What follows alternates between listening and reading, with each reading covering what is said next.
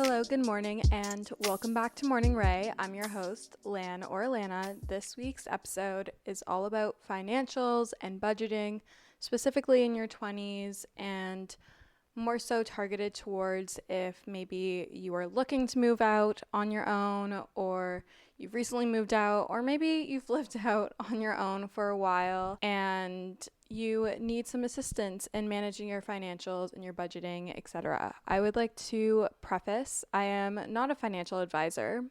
I feel like that's not that shocking. I personally don't like to follow a strict budget, as I find that makes me feel really restrictive with money and have a negative mindset with money, and I really like to keep a positive relationship with money. I love to think in abundance. I'm really a firm believer of what I spend will come back to me. The money will flow back to me. It will flow to me. I attract money. Like, I very much practice those money mantras. And I've gotten to the point where I know approximately how much I feel comfortable spending each month outside of my rent and utilities. So I don't feel the need to have a very specific, to a T, this is what I'm spending on dining out, this is what I'm spending on clothes, activities, etc. each month. That works great for some people. For me, it just fosters a negative and restrictive relationship with money, and that stresses me out and doesn't make me feel great. So I personally don't do that. If you're looking for that, this is not the episode for you. I do have a previous episode from probably like 2 years ago now where we talk a bit more about like having a more structured budget, and I'll link that in the show notes for you guys, and there's a template there. But this is personally going to be what I do, and a lot of things that I did at the start of moving out to really just be cautious on what I was spending, but maintain a very much healthy relationship with money and continue to foster that mindset. Before we jump into my current faves and the tips and tricks of budgeting and financials in your 20s, I'm super excited about our Hot Girl Sweat event this weekend. I'm excited to see those of you who have gotten tickets this weekend. Please make sure to be on time.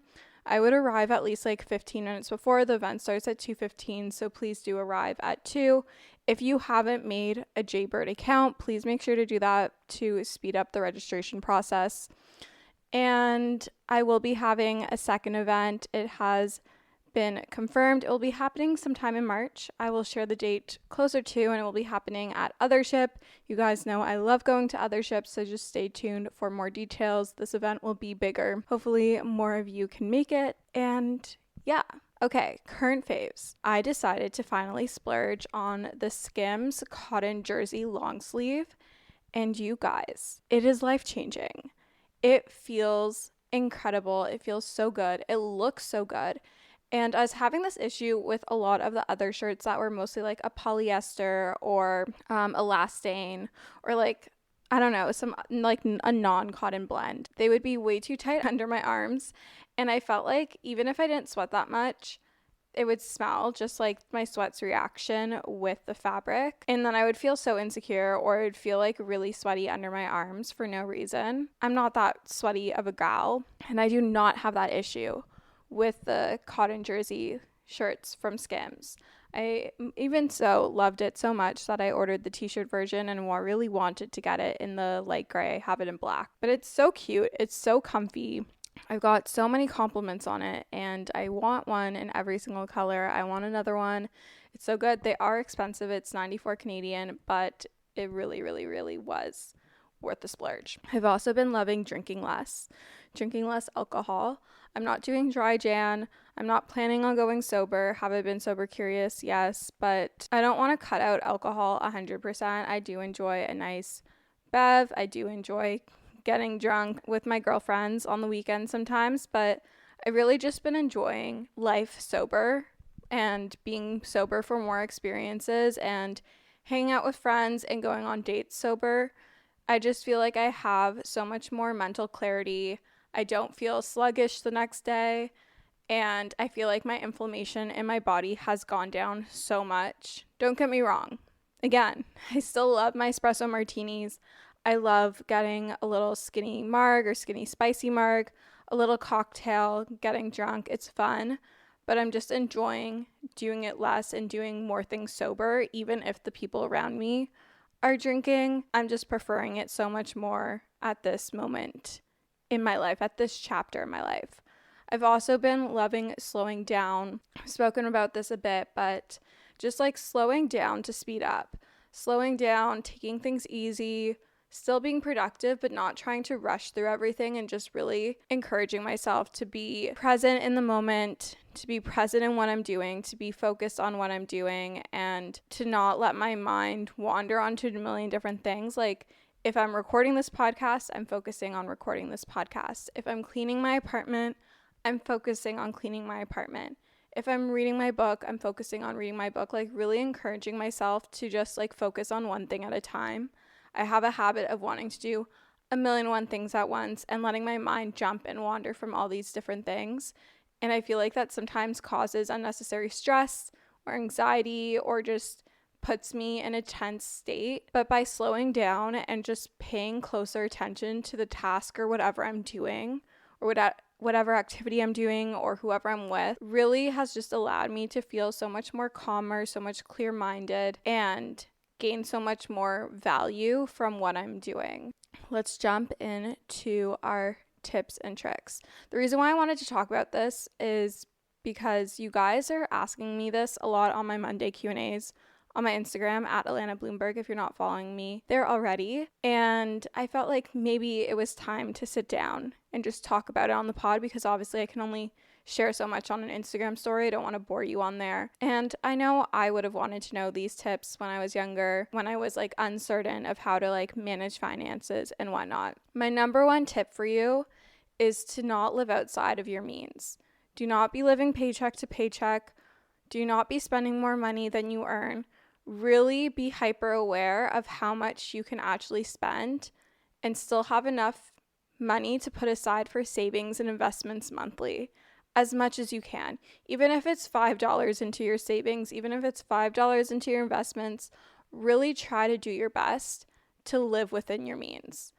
Ideally, when we're thinking about gauging how much we can spend on rent, rule of thumb is 20 to 30% of your monthly salary. This is ideally. Obviously, I know the cost of living is really expensive in a lot of places, but biggest rule, do not live outside of your means just because you have a credit card.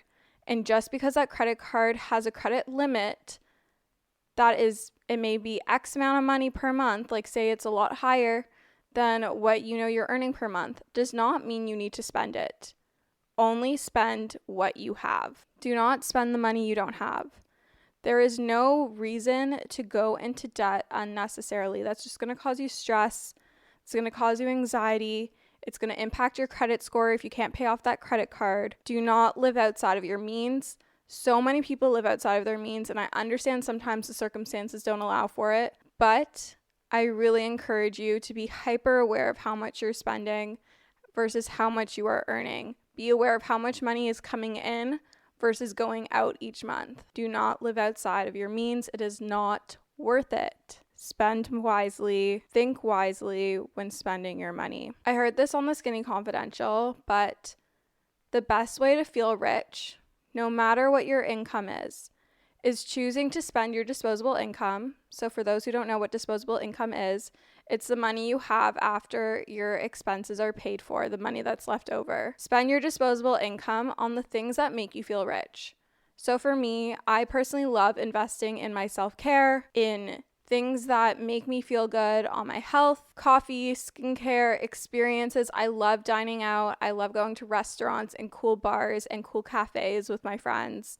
I love having experiences. I love traveling. So when I'm spending my disposable income, I'm spending it on those things because I know those things are going to add value to my life.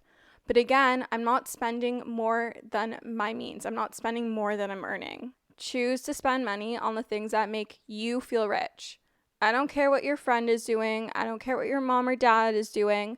Spend your money on the things that make you feel rich, that add value to your life, and spend less on the things that don't.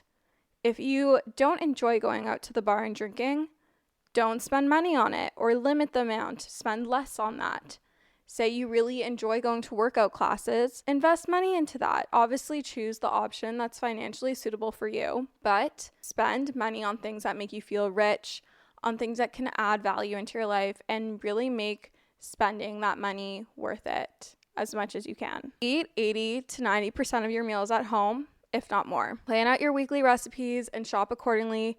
Never go to the grocery store without a list or a plan. If you just go to the grocery store and you buy miscellaneous things, you're going to come home and you're going to be like, I have no food to eat. Have a plan, go on Pinterest, have a cookbook, go on Instagram, TikTok, wherever, find recipes, write out what you need. It can be a complex recipe, it can be a simple recipe, it could literally just be like chicken, rice, and broccoli.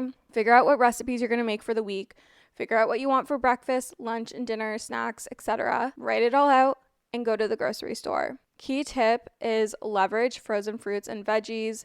This will make sure like your fruits and veg will last longer. I know for me, a lot of the time is, especially because I live alone, is I don't always go through all the fruit and veg that I buy and then they go bad and I have to throw it out and I have so much waste and then you're just wasting money and food. But if you buy frozen fruits and veg, sometimes it's more affordable and it's also going to last you longer because it's not going to go bad. And then also for fruits and vegetables, if you shop seasonally, it will be more affordable. Like if you've ever noticed, berries are more expensive in the winter because they're out of season.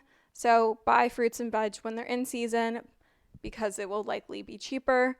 Also buy in bulk when you can. So for example, like you can buy chicken in bulk, you can buy eggs in bulk, whatever it is, from places like Costco. Really, really helpful and beneficial, especially if you are living with multiple people and you go through certain things fast. Buy in bulk if you can, or like even say you really love like nuts and seeds and whatnot, like go to a bulk barn or even at like Whole Foods or more like natural grocers. They have like you can like just go and like scoop out whatever nuts you want. You can make your own almond butter or peanut butter and it's more affordable that way.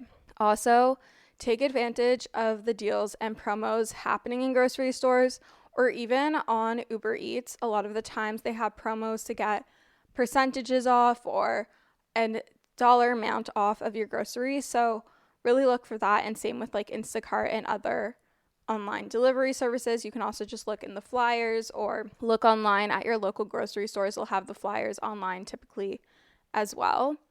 When you're shopping in the grocery store, I personally like to shop the perimeter of the store. Typically the items on the shelves, so anything processed or packaged, are more expensive and marked up items, especially if it comes to like a health conscious granola or a specialty cereal or something like that. They're usually more expensive. So I like to get the bulk of my food from the perimeter of the store. So that's like your dairy, your eggs, your meat, your produce, etc. And then I'll get a few items from the aisles. If you're going to eat food of the house, I don't follow this as much anymore, but if you're really trying to be like stingent, or I guess not stingent, but like frugal with your I feel like my list of things to buy, to do, activities that involve spending money is never ending around the holidays, making the idea of investing and saving and thinking about your future to be a little bit more challenging, a little bit more overwhelming. Acorns makes it easy to start automatically saving and investing for you, your kids, and your retirement, even during the holidays. You don't need to be an expert. Acorns will recommend a diversified portfolio that matches you. You don't need a ton of time. You can create your Acorns account and start automatically investing your money in just 5 minutes. You don't need to be rich. Acorns lets you get started with the spare money you've got right now. That could be $5 a day or even just your spare change. That's right, Acorns can round every purchase you make up to the dollar and automatically invest your spare change for you. And you can get bonus investments just for buying the stuff you need from the brands you love. I personally love Acorns. It's simplified the investment process, which can be overwhelming and intimidating, but it just makes it so simple, so easy, and something more accessible no matter how much money you have to invest. Head to acorns.com/Alana or download the Acorns app to start saving and investing for your future today. Paid non-client endorsement compensation provides incentive to positively promote Acorns. Investing involves risk. Acorns Advisors LLC, an SEC registered investment advisor. View important disclosures at acorns.com/Alana.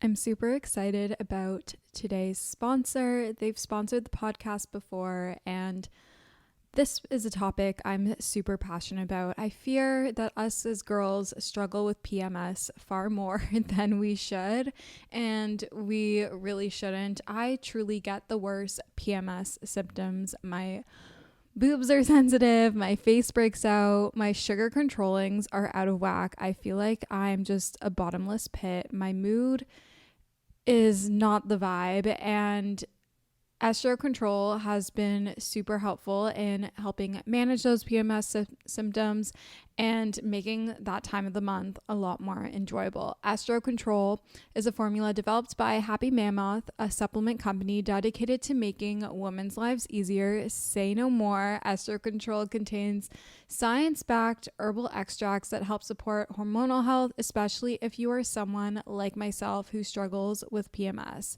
It was created to help women feel like themselves all month long and to not struggle with the feelings PMS can cause. For a limited time, you can get 15% off your entire first order at happymammoth.com. Just use the code Alana at checkout. That's happymammoth.com and use the code Alana for 15% off today. Why do so many dogs die before their time? Actress and dog activist Katherine Heigl, who's helped save over 16,000 dogs through her foundation, says she's seeing more issues with dogs' joints, odors, and health than ever before. And after doing a ton of research, she feels there's one place we can look to support any dog's health: their food. So she decided to create something she could actually feel good about feeding her dogs. Superfood Complete by Badlands Ranch is made with over 30 of the healthiest ingredients on the planet, including premium protein-packed beef, nutrient-dense organ meat, heart-healthy salmon, gut-healthy vegetables, and several superfoods vital to your dog's health. And because high-heat cooking can add unhealthy things to your dog's food, Superfood Complete uses air drying, so it gets cooked low and slow. This means it has the convenience of kibble, but the health benefits of whole foods. If you want your dog to experience all these incredible benefits, go to badlandsranch.com/save50 right now to get up to 50% off your order and a 90-day money-back guarantee. Again, that's BADLANDS ranch.com/save50 today. All dogs are unique. Your dog's results can and will vary. To limit the amount of takeout that you're getting, only allow yourself to get it if you are going to physically go pick it up, whether you're going to walk or drive there. Make sure you're picking up your takeout instead of using Uber Eats or DoorDash, etc., because those services add up fees and markups. So number one, you'll be saving on that. And two, it's so easy to just mindlessly order Uber Eats because you can just do it quickly from your phone, but it really does add up. So switch it to making a rule for yourself that if you want to get takeout, you have to go pick it up. I found for a while I got into a bad habit of constantly ordering desserts and whatnot on Uber Eats because it was so easy. So then I switched it to having to go pick it up. I couldn't just order Dairy Queen or donuts or anything on Uber Eats, and I found that helped limit that habit and change my habit with ordering so much. You can also save eating food out of the house for special occasions or social occasions so that it can be an experience. So if you're not going to have a home cooked meal, it's only if you're going to a restaurant or a bar or whatever with a friend to catch up or to have plans. I feel like a lot of people spend a lot of money on coffee out, and I'm all for getting your coffee out if it makes you happy. Trust me, I still do this all the time, as you know, if you follow me on Instagram or TikTok. But if you find you're never satisfied with your coffee at home and it's making you want to buy your coffee out all the time, as a result, fix your situation at home. Invest in a good machine, invest in a milk, invest in syrups if that's your vibe, get good beans if you're using a machine that uses beans. I personally love Nespressos. They are great. It's a lower cost to start up, but the pods can definitely add up. If you want to put a little bit more money up front and then save over time, I personally love my Breville Barista Pro. It is more of an expensive machine. You can also get the Breville Bambino or Bambino Plus. That's a quarter of the price. And then it will be cheaper after that point because, for example, a bag of beans is around $18 to $22 Canadian, and that will last me around 2 to 4 weeks depending how much coffee I'm having. And I have around 1 to 2 cups of coffee a day, which is a lot cheaper than getting the equivalent amount in pods, because the pods are 90 cents to $1.10 per pod, which is only one coffee. I personally found that when I was using plant-based milks at home, my coffee never tasted right. I absolutely hated it. So I switched to becoming a dairy girl. I personally use full-fat, lactose-free milk at home. For syrups, I noticed that I really loved getting a vanilla latte when I was out, so I got the Monin vanilla syrup from Amazon. Super great. I also recently got the Proper vanilla syrup, which is a fully all-natural one. It has no artificial flavors, and I really like that one as well. So just like play around, get the things that will make you want to make coffee at home, and I promise you will save so much. My syrup is $20 and it lasts me for 3 months. And normally getting vanilla in your coffee is anywhere from 50 cents to $1.25 extra. Local beans are $18 and that can last me 2 weeks. Milk is like $5 to $6 and that lasts me a week. Normally like a vanilla latte out costs anywhere from $5 to $8 in Toronto. So that saves me a lot of money by making it at home. My next little tip is don't buy more than what you need. Get in the habit of only buying something once you're out of it. And what I mean by that is, for example, let's relate this to groceries and toiletries. If you still have milk in your fridge, you don't need to go buy another one. Wait until you're done and then go buy it. If you still have ketchup in the bottle, wait until you're done the ketchup to go buy it. If you still have a few apples, wait until you're done your apples before you go buy it. I found that when I was buying too much at once and buying produce or food in anticipation of running out, I always ended up wasting or food going bad or just like having to throw out so much because it would go bad before I got to it. So really only buy things once you need it. And the same thing with toiletries. If you still have toothpaste, don't buy more, only buy once you need more. You don't need 6 mascaras, you don't need 12 different concealers, you are not a makeup artist. Think of minimalism as opposed to maximalism. Really just only buy what you need when you need it. Same with clothes. Like if you still have good basics, you don't need to have a new shirt all the time. You don't need to buy something super trendy. Like when you're buying clothes, try to think of items that you can wear in a multitude of different ways. I personally rather invest in a few quality, good basics than numerous cheap trendy items, because I know the quality basics I'm going to be able to wear time and time again.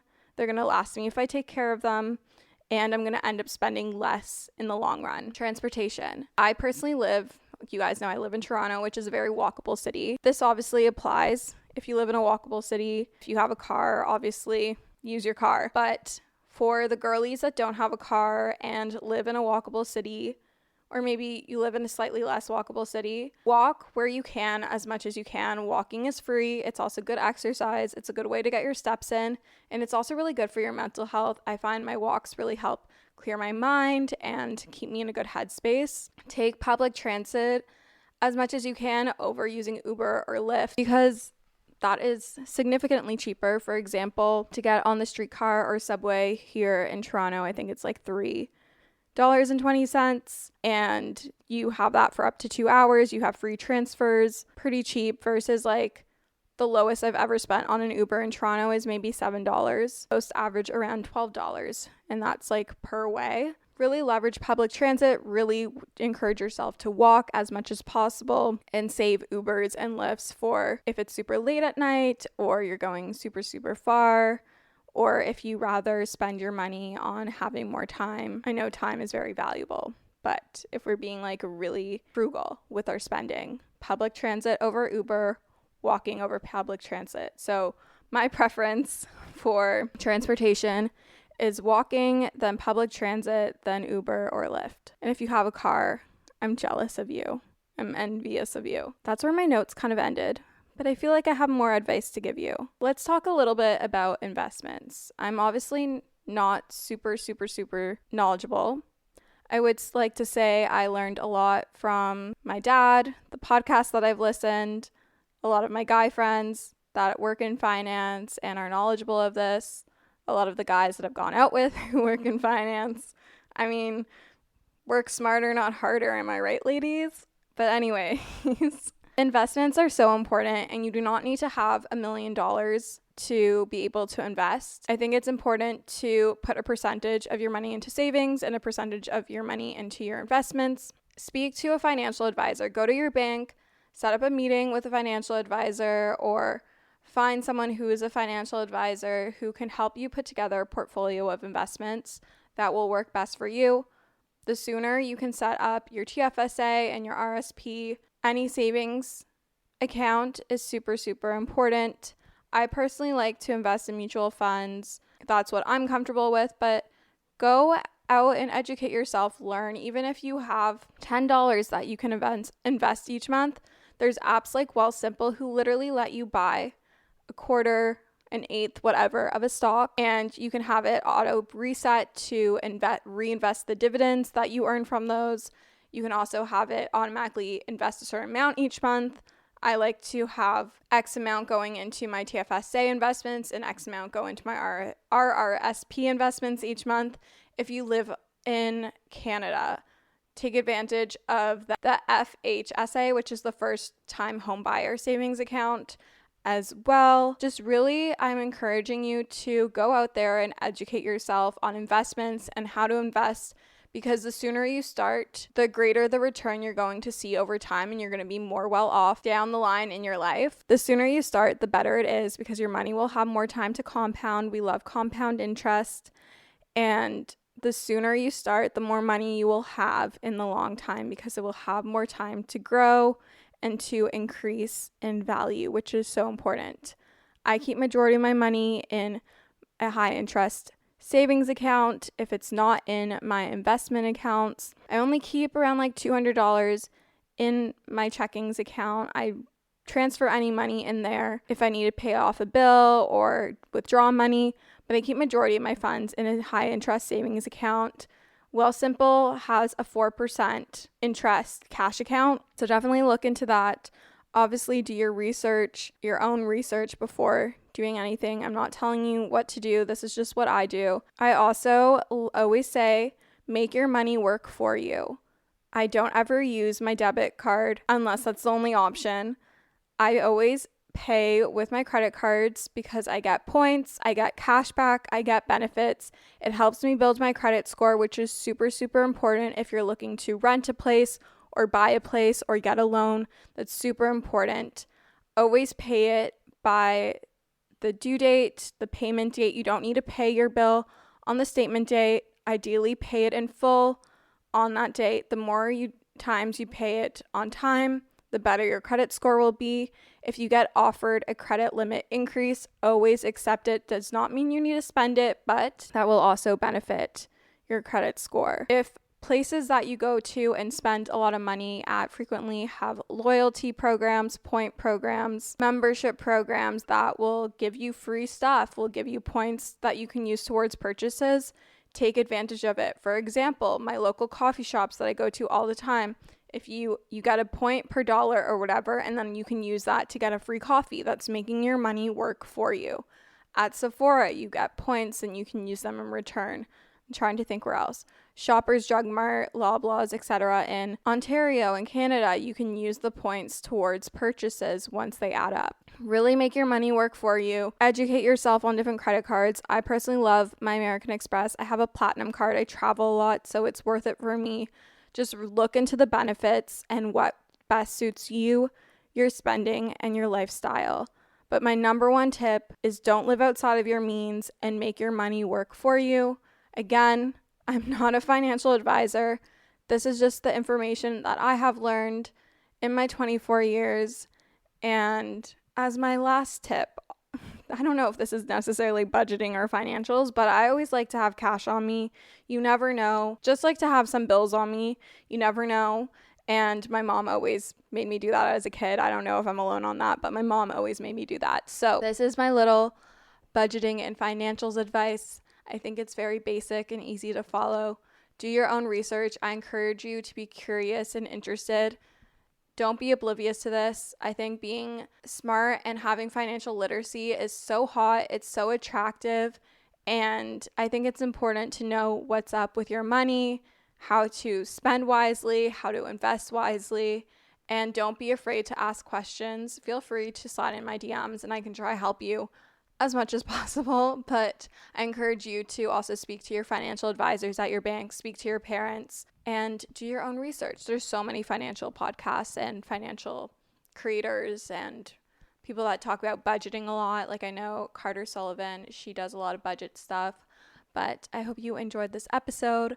I love seeing all of you guys sharing that you're listening to the pod on Instagram. I love reposting your stories. I love seeing your reels and TikToks. I also love seeing your engagements and responses on Spotify whenever I ask a question. So keep doing that. And I love reading your reviews. It means the world to me. I love you guys so much and we'll chat soon. Bye, guys.